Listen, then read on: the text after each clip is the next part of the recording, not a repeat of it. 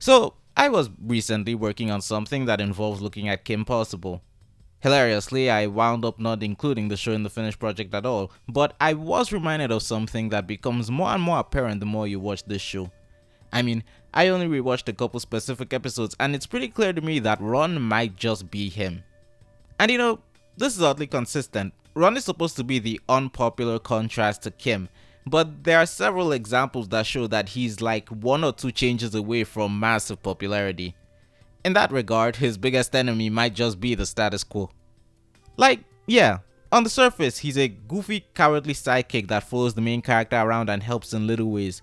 But when you really look at the show, even without going into detail, Ron's achievements are insane. He might actually be the most powerful person in the show, held back by his own laziness and cowardice. Frankly, it's a testament to how much of a badass Kim is that she's the undeniable powerhouse of their team until the last episode. Now, I know what you're thinking. That's because Ron has magic monkey powers. And if that's not what you're thinking, it's probably been a while since you've seen the show and you're probably very confused. But even without taking his mystical monkey powers into account, the show has maintained, with surprising consistency, that Ron is literally an attitude adjustment away from thriving. Even before the whole magic monkey thing happened, as early as the second episode, Ron showed how resourceful and smart he is when facing off against Gil to rescue Kim and the cheerleading team, taking down the mutant fish monster while in the lake he was mutated in. Ron is shown to be fully capable of stepping up to the plate to save the day when Kim is out of commission, like when she was knocked out on the Fearless Ferret. In the sick day episode, he even successfully comes up with a plan to break into Drakken's lair on his own with, honestly, surprising efficiency. Ron's intelligence when it comes to things he's interested in is not to be underestimated. He loves food and is pretty much a culinary genius where Kim is decidedly not. When he starts actively cooking, he practically immediately takes over their school's cafeteria. He thrives while working for Bueno Nacho and gets promoted after he had a literally multi-million-dollar idea in episode 6, and it took the money being stolen to reset the status quo. Actually, he should still be getting royalties even after that. It took like 40 episodes and I believe less than 2 years for him to make $99 million off the narco.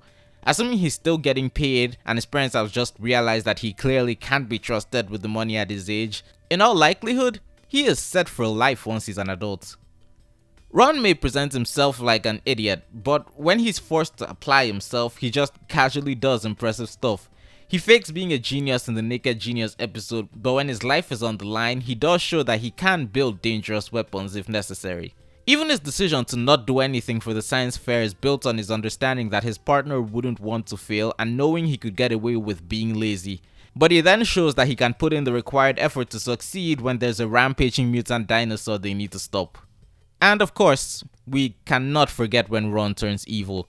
Thanks to the Attitudinator, Ron absorbs Dr. Drakken's evil and gains all the focus he's lacked. Then he builds a plasma grenade launcher from scratch. He is so good at being evil, Shego drops Drakken for him and then comes to regret it because he is actually threatening as a boss. He is so good at being evil, he takes Kim's interference into account, figures out a way to track a location no one else has thought of before, and creates a bluff and distraction that almost works. He is so good at being evil, it was determined that the best good deed Drakken could do was take that evil back. No exaggeration, he is straight up smarter than Drakken in this episode. And the machine didn't do anything extra to him. All it did was give him Drakken's evilness and he was able to go so much farther with it.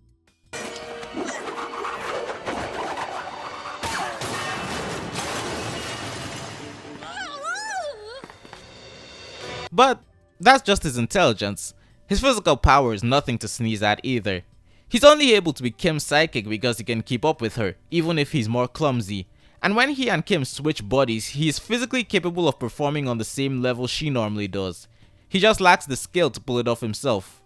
This all changes by episode 13, Monkey Fist Strikes, where, caught up in the scheme of Lord Monty Fisk, Ron is infused with mystical monkey power and becomes a practitioner of monkey kung fu.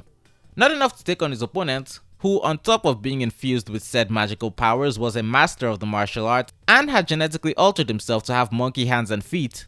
This show was weird, but enough to outsmart him and succeed in the mission. It's unclear how much the monkey power enhanced Ron's physical abilities. What is clear is that later Ron is able to outmaneuver and avoid capture by both the mind-controlled Shego and Kim. And while yes, the mind control seems to have made them less coordinated, it's still Shego and Kim at the same time. He gets even better after receiving ninja training at the Yamanouchi Ninja School, where it's revealed he can use the transforming Lotus Blade because of his monkey powers. As it turns out, he's a prophesized monkey master or something like that, who was entrusted with training the Great Han, a super ninja baby. This show was really weird. This probably explains why, unlike Monkey Fist and Rufus, he can channel blue magic energy to do really impressive stuff.